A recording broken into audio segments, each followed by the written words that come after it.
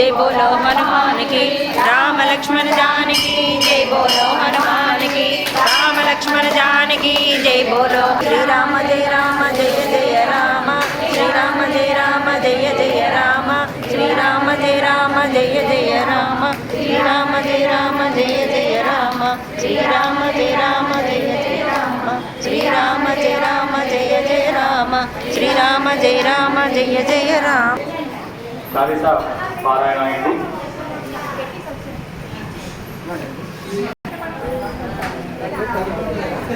నీళ్ళు పడి రాగి పడి తీసుకుంటాం.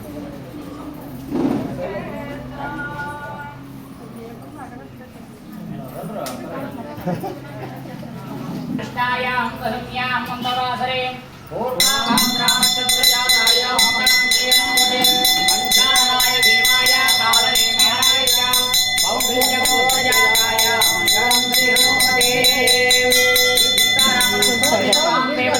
నేనా ఓకే.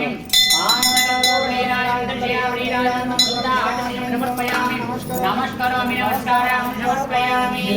శ్రీరామదూత హనుమాన్ కి జై. అంజనీసుత హనుమాన్ కి జై. రామభక్త హనుమాన్ కి జై. జై బజరంగ బలి కి జై.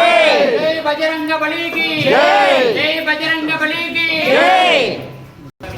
పాపారావు గారు వచ్చేస్తున్నారు. మా పాపారావు గారు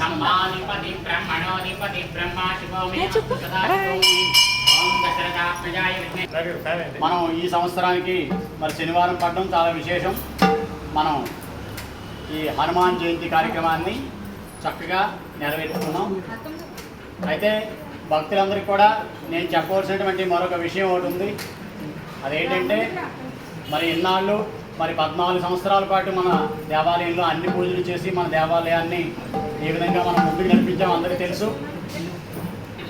మరి ఆరోగ్యం బాగలేని కారణంగా మరి ఈ సంవత్సరం అంటే ఈ నెల నుంచి మరి నేను ఇక్కడ మానేయడం జరుగుతున్నది.